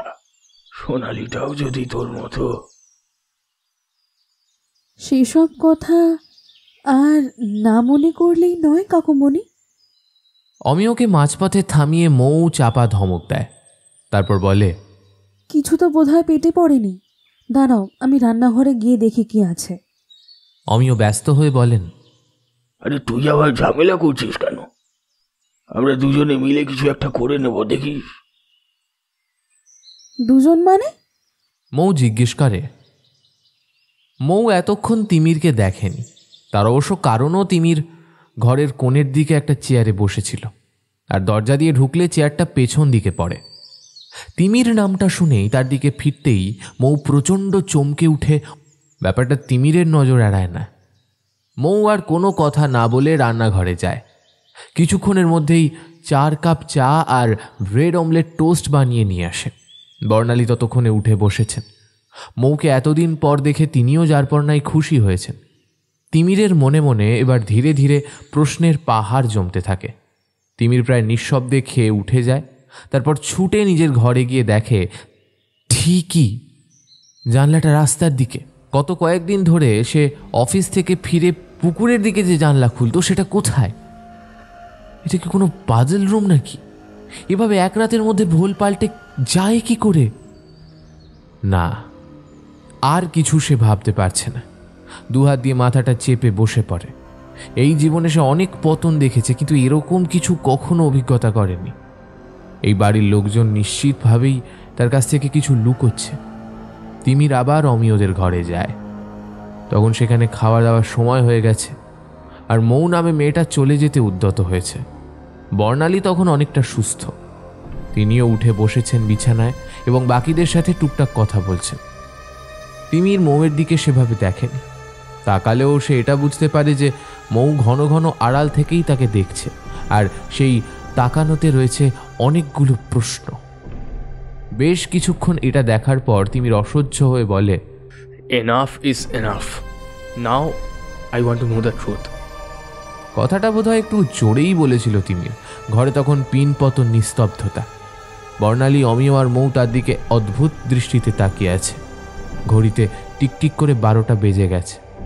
তিমিরের কথাটা শোনার পর অমিয় আমতা আমতা করে বলল, কি কি সত্যি জানতে চাইছো? তোমার কেনই বা মনে হচ্ছে যে আমরা কিছু লুকোচ্ছি তোমার থেকে? তিমির এবার প্রচণ্ড উত্তেজিত হয়ে জোর দিয়ে বলল, আলবাত লুকোচ্ছেন। এখানে এসেছি আমি মাত্র 3 দিন হয়েছে, আর এই 3 দিনে আমার সাথে যা যা হয়েছে তার কোনো রকম ব্যাখ্যা আমার কাছে নেই। আমি এইখানে এসে থেকে দেখেছি আমার জানলাটা আগে পুকুরের দিকে ছিল, সাডেনলি সেটা হঠাৎ জায়গা পাল্টে রাস্তার দিকে হয়ে যায়। এই দেখুন, এক রাতের মধ্যে আমার শরীরে এতগুলো ক্ষত হয়ে গেল, আর আমার কাছে কোনো রকম ব্যাখ্যা নেই এর। আমি জানি না এইগুলো কি করে হয়েছে আমার শরীরে, কিন্তু হয়েছে। তারপর সকালবেলা উঠে দেখি একজন নিরীহ নিরপরাধ মহিলার মৃত্যু হয়েছে কোনো কারণ ছাড়াই। আর এই ব্যাপারে আপনারা বলছেন আপনারা কিচ্ছু জানেন না। এটা কি সত্যি বিশ্বাসযোগ্য? আপনারা যে বলছেন রাস্তার দিকে জানলা, কিন্তু আমি হলফ করে বলতে পারি জানলাটা আগে পুকুরের দিকে ছিল। আমি জানলা খুলে পুকুরের হাওয়া খেয়েছি। গত রাতে আমি সেখান থেকে কারোর গলায় গান শুনেছি। আর যদি তর্কের খাতিরে আমি মেনেও নিই যে আমি হ্যালিউসিনেট করেছি, তাহলে এটা বলুন তো আমি কি করে জানলাম যে পুকুরের পাড় বাঁধানো? আমি তো এখানে এসে থেকে পাড়াতেও বেরোইনি। তাহলে এতগুলো কথা একসাথে বলে অসম্ভব উত্তেজনা এবং গতরাতের ঘটনার মানসিক চাপের ফলে তিমিরের মাথাটা বোঁ বোঁ করছে। সে কোনো কিছু ধরে নিজেকে পড়ে যাওয়া থেকে বাঁচানোর চেষ্টা করে। মৌ হঠাৎ ছুটে এসে তিমিরকে দুহাতে ধরে নেয়। অত্যন্ত শঙ্কিত গলায় তিমিরকে বলল, আপনি ঠিক আছেন তো? তিমির মৌয়ের দিকে তাকিয়ে ধীরে ধীরে মাথা নাড়ে। তিমিরকে ধরে সোজা করে একটা জায়গাতে বসাতেই কোত্থেকে প্রচণ্ড হিম শীতল জোলো বাতাস এসে ঘরের সবাইকে কাঁপিয়ে দেয়। আর ঠিক পর মুহূর্তেই কোনো এক অদৃশ্য শক্তি এসে প্রচণ্ড বেগে আর অসম্ভব শক্তিতে মৌকে বাতাসে উড়িয়ে নিয়ে দেওয়ালে ঠেসে ধরে। মৌ দেওয়াল আটকে দুহাত নিজের গলার চারপাশে থেকে ছাড়ানোর চেষ্টা করে। দেখে মনে হয় কোনো কিছু খুব শক্ত করে মৌয়ের গলার চারপাশে সেঁটে বসে আছে। ঘরের সবাই ব্যতিব্যস্ত হয়ে মৌয়ের দিকে ছুটে আসে। অমিয় বর্ণালী আতঙ্কিত হয়ে চিৎকার করে মৌকে ডাকে। মৌ তখনও হাওয়ায় ভেসে ছটফট করে যাচ্ছে। চোখ দুটো তার ঠিকরে বেরিয়ে আসছে। শ্বাস নিতে না পেরে তার সারা মুখ নীল হয়ে উঠছে। তিমির এই গোটা ঘটনার আকস্মিকতায় স্থবিরের মতো দাঁড়িয়ে আছে। ঠিক সেই সময় চারিদিক হঠাৎ অন্ধকার হয়ে ওঠে। ঘরে প্রচণ্ড জোরে ঝোড়ো বাতাস বইতে থাকে। এই সব কিছু ছাপিয়ে রক্ত জল করা কণ্ঠে কোনো একটা মেয়ে ঘর কাঁপিয়ে হাসতে থাকে। তারপর বিকৃত এক ফ্যাঁসফ্যাঁসে গলার স্বরে কেউ বলে ওঠে, খুব শখ না আমার রাজনীর সাথে থাকার? এত সাহস কি করে হয়? আজ তুই মরবি, আজ যে তোকে মরতেই হবে। কথাটা বলার সঙ্গে সঙ্গে তিমির দেখে একটা ভয়ঙ্কর বিভৎস নারী মূর্তি মৌকে গলা টিপে দেওয়ালে ঠেসে শূন্যে ঝুলিয়ে রেখেছে। ঘটনার পরম্পরায় উপস্থিত কারোর মুখে কোনো শব্দ বেরোয় না, যেন সবাইকে বোবায় পেয়েছে। নারী মূর্তিটা একবার অমিয়দের দিকে একবার তিমিরের দিকে তাকিয়ে শূন্য দৃষ্টিতে তাকায়। কি হিংস্র শীতল সেই দৃষ্টি! তিমিরের মনে হয় তার জীবন বোধহয় শেষ, এখনই শেষ হয়ে যাবে।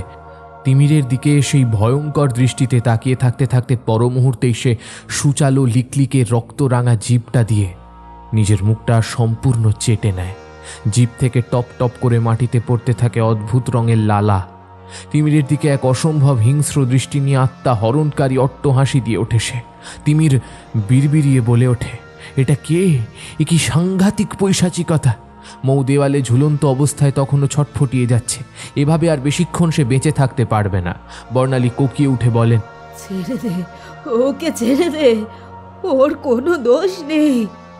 তিমির ততক্ষণে বুঝতে পেরে গেছে এই অপকীর্তি কোনো জীবিত কিছু নয়। তিমির অন্য কিছু ভাবার আগেই বিকৃত ফ্যাঁসফ্যাঁসে মেয়েলি কণ্ঠটা এবার গর্জে ওঠে, না, কে আমি ছাড়বো না, কিছুতেই না। সেই কঠোর কঠিন কণ্ঠ শুনে তিমির কেঁপে উঠল। ঠিক এমন সময় কেউ একজন গমগমে মন্ত্রোচ্চারণ করতে করতে ঘরে ঢুকল।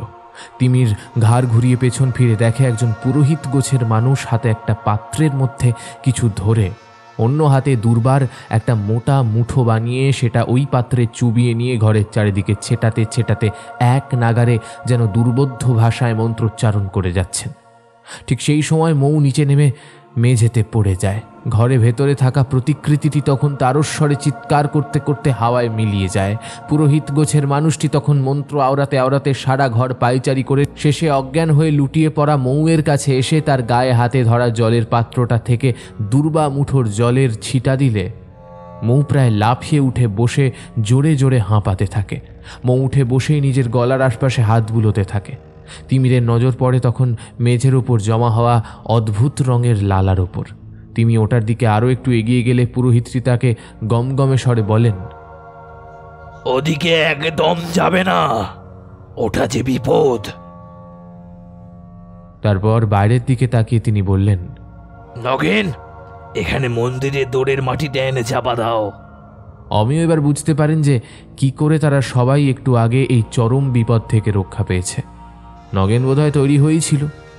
পুরোহিত কথাটা বলার সঙ্গে সঙ্গে নগেন সেই লালার ওপর মন্দিরের দোরের মাটি ফেলে দেয়। তিমির এবার অসহ্য হয়ে পড়ে, আর থাকতে না পেরে চিৎকার করে বলে, এখানে কি সার্কাস হচ্ছে নাকি? কেউ কি আমায় কিছু বলবে এখানে কি হচ্ছে? পুরোহিত এবার স্থির দৃষ্টিতে তিমিরের দিকে তাকায়।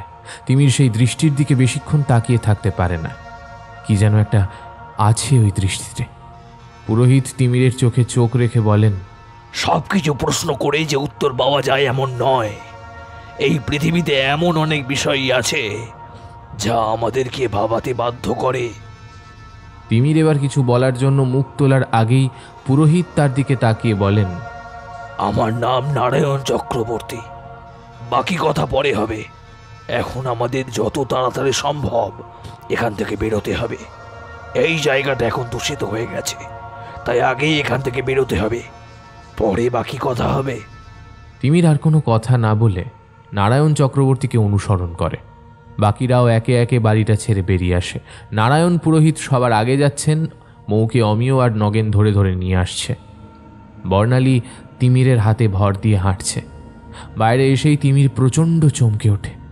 ওই একটু আগে তো খটখটে রোদ ছিল, তাহলে এর মধ্যে বাইরেটা এত কৃষ্ণকালো অন্ধকারে ঢাকলো কি করে?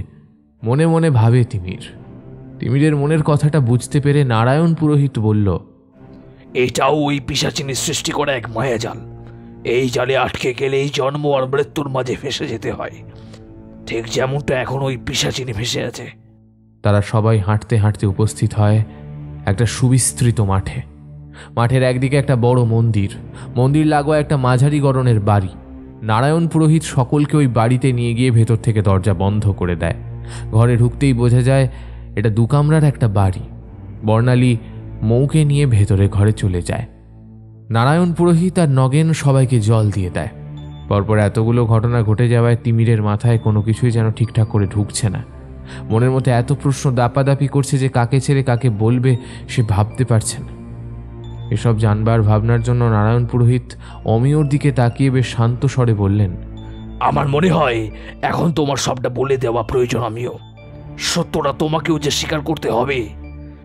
তিমির এরকম ছমছমে পরিস্থিতিতেও এটা বুঝতে পারে যে এই সব দুর্ঘটনার সাথে অমিয় কোথাও না কোথাও সরাসরিভাবে যুক্ত। তিমিরের ভাবনাকে সত্যি করে অমিয় বেশ অনুশোচনার স্বরে বলল, সবটাই আমার ভুল। বর্ণালী আমাকে প্রথমে সতর্ক করার চেষ্টা করেছিল, কিন্তু আমি তা আমল দিই। কথাটা বলেই তিমিরের মুখের দিকে তাকিয়ে অমিয় জোর হাত করে বলল, আমাকে তুমি ক্ষমা করো তিমির। নিজের মনের অনুতাপ স্খলনের জন্য আমি তোমার আর বাকি সকলের জীবন বিপদে ফেলেছি। রমা আমার একমাত্র বোন। রমা বিনা অপরাধে বলি হয়ে গেল।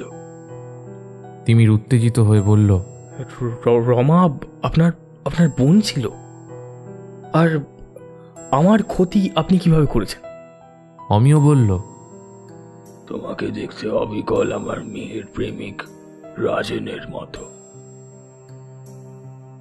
আচম্বিত হয়ে তিমির চিৎকার করে ওঠে,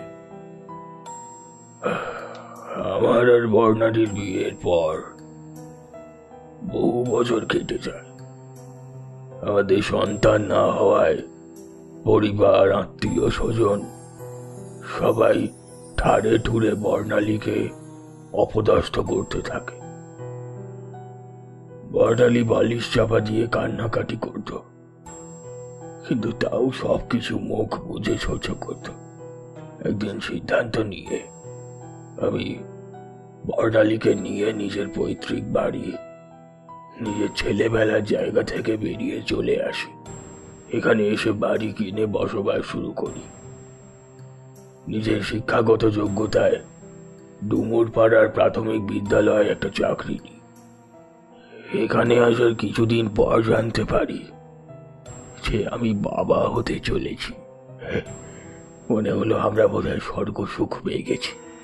যথাসময় আমাদের কোল আলো করে জন্ম নেয় আমাদের মেয়ে সোনালি। সোনার মতন গায়ের রং ছিল তার, টানা টানা দুই চোখ আর ভুবন ভোলানো হাসি। সোনালি বড় হতে বর্ণালী আরেকবার অন্তঃসত্ত্বা হয়, কিন্তু কোনো এক অজানা কারণে তার সেইবারটা গর্ভপাত হয়। সোনালি আমাদের বড় আদরের ছিল, হয়তো অত্যধিক আদর যত্নের জন্যই সে জেদি আর একরোখা হয়ে উঠেছিল। পাড়াতে কেউ তাকে তার স্বভাবের জন্য পছন্দ করত না। পাড়ায় একমাত্র নগেনের মেয়ে মৌই ছিল তার বান্ধবী। দেখতে দেখতে সোনালির 20 বছর বয়স হয়। আমি ততদিনে রিটায়ার করেছি। সংসার চালানোর জন্য ভাবলাম ঘর ভাড়া দেব। হয়তো এই সিদ্ধান্তই আমার করা সবচেয়ে বড় ভুল। ভাড়াটে খুঁজতেও বেশি দেরি হলো না। খুব শীঘ্রই আমাদের বাড়িতে রাজেন চৌধুরী নামক একটা বছর 22-এর ছেলে ভাড়াটিয়া হয়ে এলো। ছেলেটা ডুমুর পাড়া ওয়াটার প্ল্যান্টে ইঞ্জিনিয়ার ছিল, কিন্তু ছিল অজ্ঞাত কুলশীল। তবে তাতে কি, সে তো ভাড়াটে। কিন্তু আমার অবগতির বিরুদ্ধে গিয়ে রাজেন আর সোনালির মধ্যে একটা সম্পর্ক তৈরি হয়। খবরটা জানতে পেরে আমার মধ্যে যতটা বাবার অস্তিত্ব, তার চেয়েও বেশি বংশের রক্তের চাগার দিয়ে উঠল। কোনো কিছু বিচার না করেই আমি রাজেনকে বাড়ি থেকে দূর করে দিলাম, কিন্তু এতে ফল হলো বিপরীত। সোনালি প্রচন্ড ভায়োলেন্ট হয়ে উঠল। তার ব্যবহারে তখন রাগ, রোষ, ক্ষোভ সব ফুটে উঠল। আমাদেরকে সে আর সহ্য করতে পারত না। তাকে ঘরবন্দি রাখার এক ব্যর্থ প্রচেষ্টাও করেছিলাম আমরা, কিন্তু সে উল্টে আত্মহত্যা করার চেষ্টা করে। পরে মৌয়ের সাহায্যে সে রাজেনের খোঁজ পায় এবং তাদের সম্পর্ক আবার শুরু হয়। পাড়াতে হাজারো রকম লোক থাকে, কেউ ভালো কেউ খারাপ। যেমনই ছিল পাইক বাবুর ছেলে রঞ্জিত। সারাদিন সে তাস খেলে আড্ডাবাজি করে বেড়াত, আর বিকেল হলেই মদের দোকানে যেত মদ খেতে। সোনালি সে সময় প্রায় রাজনের সাথে দেখা করতে যেত। একদিন এইরকমই রাজনের সাথে দেখা করে বাড়ি ফেরার সময় রঞ্জন তাকে পাকড়াও করে। সেদিন প্রচন্ড ঝড় জল হচ্ছিল। সেদিন রঞ্জন আর সোনালির মধ্যে কি হয়েছিল আমি জানি না। সোনালি যখন সেই দিন বাড়ি আসে, তার পরনের জামাটা ছেঁড়া ছিল, আর শরীর থেকে বর্ষার বৃষ্টির মতো করে জল পড়ছে। বর্ণালী ছুটে গিয়ে তার গায়ে একটা কাপড় চাপা দিতেই সে আটকে ওঠে। সারা শরীর তার ছিল বরফের মতো ঠান্ডা। সোনালি হাউ হাউ করে কেঁদে ওঠে।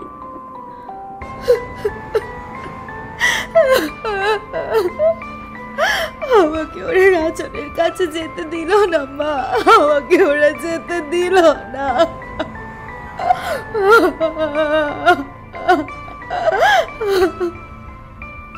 কথাটা বলেই সোনালি ছুটে সেই ঘরে গেল। সবটাই তো বুঝলাম, কিন্তু এই সবের সাথে আমি কিভাবে কানেক্টেড, আমাকে এইটা বুঝিয়ে বলুন। তিমিরের এই কথার উত্তরে নারায়ণ পুরোহিত বললেন, তুমি এই সব কিছুর সাথেই জড়িত। আর যে পিশাচিনীকে তুমি অমিয়র বাড়িতে দেখেছ, সে হলো সোনালীর প্রেতাত্মা। আর তোমাকে দেখেই সে জাগ্রত হয়েছে, কারণ তোমার আর রাজনের চেহারা আশ্চর্যজনকভাবে একই রকম দেখতে। আমরা সোনালীকে সম্পূর্ণ রীতিনীতি মেনে দাহ সৎকার করেছিলাম, কিন্তু সব কিছু করার পরেও সোনালী কেন পিশাচিনীতে পরিণত হলো ঠিক বুঝতে পারলাম না। ঠিক সেই সময় বর্ণালী ছুটে এসে অমিয়কে উদ্দেশ্য করে বলে, তুমি কেন সত্যিটা বলছো না? কেন লুকিয়ে যাচ্ছ? বাকিদের সামনে তুমি যতই ভালো সাজার চেষ্টা করো, আসল কথাটা তুমি সোনালীর থেকে লুকোতে পারবে না কিছুতেই। অমিয় হঠাৎ গর্জে উঠে জিজ্ঞেস করে, কি বলতে চাইছো তুমি বর্ণালী? তিমির এতদিন যে অমিয়কে চিনত, এ যেন সেই সাধাসিধে অমিয় নয়, এ এক অন্য অমিয়। ওদের কথার মাঝে বাইরে এক সুরেলা কণ্ঠ শোনা যায়। ও ওই তো এই গানটাই আমি সেই দিন শুনেছিলাম। নারায়ণ পুরোহিত কোনো বাধা না শুনে তিমির কথাটা বলেই ছুটে গিয়ে দরজা খুলে বেরিয়ে আসে। সে বেরিয়ে এসে চিৎকার করে ডেকে বলে, কোথায় তুমি সোনালী? কেন সবাইকে এভাবে সবার জীবন বিপন্ন করছো? আমি তোমার সাথে কি করেছি যে তুমি আমাকেও ছাড়োনি? কেন? তিমিরের কথা শেষ হতে না হতেই সারা মাঠ জুড়ে প্রবল বেগে বালির ঝড় শুরু হয়। নারায়ণ পুরোহিত চিৎকার করে তিমিরকে ডেকে বলেন, তিমির ভেতরে চলে এসো তাড়াতাড়ি, বাইরে বড় বিপদ। তিমির বাইরে থেকে চিৎকার করে বলে, না পুরোহিত মশাই, আমি কোনো দিন অন্যায়ের সাথে আপোষ করিনি, আজও করব না। অকারণে আমি নিজের জ্ঞানত সোনালীর কোনো ক্ষতি করিনি, তাই আমি তাকে ভয় পাই না। কথাটা বলার সঙ্গে সঙ্গে তিমির অনুভব করে তার ঘাড়ের ওপর কেউ বরফ শীতল নিঃশ্বাস ফেলছে। চকিতে পেছন দিকে ঘুরতেই তিমির থমকে যায়। সে দেখে তার সামনে এক বিকৃত কুৎসিত হাড় মাংসছিন্ন এক অপকৃতি দাঁড়িয়ে আছে, কিন্তু পর মুহূর্তেই সে দেখে যে অপকৃতিটির অবয়ব পাল্টে এক সুন্দর মুখশ্রীর কন্যায় পরিণত হয়ে যায়। কন্যাটি সজল নয়নে তিমিরের দিকে অপলক কিছুক্ষণ দৃষ্টিতে তাকিয়ে থাকে। এক হাত তুলে তিমিরের গালে আলতো স্পর্শ করে। তিমির যেন সেই স্পর্শে কোন ঘোরের মধ্যে চলে যায়। সোনালী তার মানবী অবয়বে শুধু কিছুক্ষণের জন্য ছিল, তারপর আবার সেই নিজের সাংঘাতিক অবয়বে ফিরে প্রবল বেগে হাওয়ায় ভাসতে ভাসতে নারায়ণ পুরোহিতের ঘর থেকে অমিয়র মুন্ডুটা জাপটে হ্যাঁচকাতে হ্যাঁচকাতে নিয়ে যায় 104 নম্বর বাড়িতে। বাড়িতে ঢুকেই সবাই দেখতে পায় চাওলা নন্দলালের দেহটা একটা ভিন্ন কাঠের টুকরো দিয়ে দেওয়ালে গাঁথা। নন্দলালের চোখ মুখ থেকে বেরিয়ে আসছে গরম রক্তধারা। বাকিরা সকলেই এই দৃশ্য দেখে আর্তনাদ করে উঠলেও শুধু দুজন মানুষ পাথরের মতো দাঁড়িয়ে থাকে। পিশাচিনী সোনালী দেখতে দেখতে সবার সামনে অমিয়র ধর থেকে মুন্ডুটা হ্যাঁচকা টানে ছিঁড়ে ফেলে। তিমির চোখের সামনে এই ভয়াবহ ঘটনা দেখে একটা আর্তনাদ করে লুটিয়ে পড়ে মেঝেতে, মৌ ফুঁপিয়ে ওঠে। আমায় ক্ষমা করিস বন্ধু, তোর শেষ বেলায় আমি তোকে সাহায্য করতে পারি না। ওর জন্য আমার মেয়ে হয়ে জন্মাস। নারায়ণ পুরোহিত একটা মন্ত্র পড়ে এক মুঠো পবিত্র বিভূতি ছিটিয়ে দিলেন। তোর শোধ পূরণ হয়েছে, এবার এখান থেকে চলে যা। তিমিরের পরের দিন সকালে সংজ্ঞা ফিরলেও জানতে পারে যে বংশমর্যাদা রক্ষার জন্য এবং নিজের অহংকার মনোবৃত্তির জন্য অমিয় গোপনভাবে সোনালীর হেনস্থা করায় এবং রাজনকেও হত্যা করায়। নিজের হত্যার প্রতিশোধ সোনালীকে নিয়ে ও নিতে পারলেও রাজনের হত্যার শোধ সে তুলতে পারেনি, কারণ রঞ্জনের মৃত্যুর পর অমিয় বিশেষভাবে নিজেকে এক বিশেষ গণ্ডিতে বেঁধে রেখেছিল। সেই গণ্ডি ভাঙল যখন তিমির এখানে চাকরি নিয়ে এলো। তাকে দেখতে অবিকল রাজনের মতো ছিল। অমিয়র দুষ্কর্মটা একজন জানলেও কারোর কাছে প্রমাণ ছিল না, কিন্তু পাপ শত চেষ্টাতেও লুকোয়। অনেক সময় পাপের সাক্ষী প্রকৃতির নিজের উপায় দিয়ে থাকে, আর এখানেও তার অন্যতা হয়নি।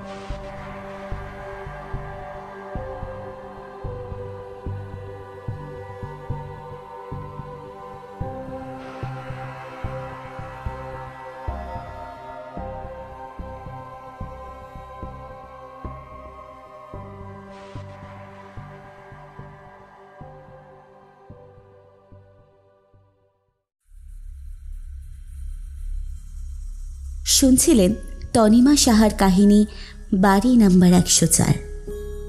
আজকের গল্প পাঠে ছিল সায়ন্তন, গল্পের সূত্রধর এবং আমার সাথে অন্যান্য চরিত্রে ছিল সায়ন্তন, আর্য, শঙ্খ, দিব্যেন্দু এবং মৌপিয়া। গল্পের প্রচ্ছদ নির্মাণে ছিল কৃষ্ণেন্দু মণ্ডল, শব্দ সংযোজনে সুদেশনা, আবহ সঙ্গীত এবং স্পেশাল এফেক্টসে ছিল শঙ্খ। কেমন লাগলো তোমাদের আজকের গল্পটা? যদি ভালো লেগে থাকে তবে ভিডিওটি লাইক করে দিও এবং চ্যানেলটা সাবস্ক্রাইব করে আমাদের পাশে থেকো। বেল আইকনে ক্লিক করতে ভুলো না সমস্ত গল্পের আপডেট এবং নোটিফিকেশন পাওয়ার জন্য। কমেন্টের মাধ্যমে আমাদের জানিও তোমাদের মতামত। আর ভবিষ্যতে আরও কী ধরনের গল্প তোমরা আমাদের কাছ থেকে শুনতে চাও তাও আমাদের কমেন্টে জানিয়ে দিও অতি অবশ্যই। আমাদের ফলো করতে পারো ফেসবুক পেজের লিঙ্ক তোমরা পেয়ে যাবে আমাদের ডেসক্রিপশন বক্সে। আজ তাহলে এই পর্যন্তই, আবার দেখা হবে তোমাদের সাথে আরও একটা নতুন গল্পের সাথে। সবাই ভালো থেকো, সুস্থ থেকো এবং নতুন বছরের অনেক শুভেচ্ছা রইল। আর শুনতে থাকো ফ্রিকি ফ্রাইডে স্টোরিজ। ধন্যবাদ।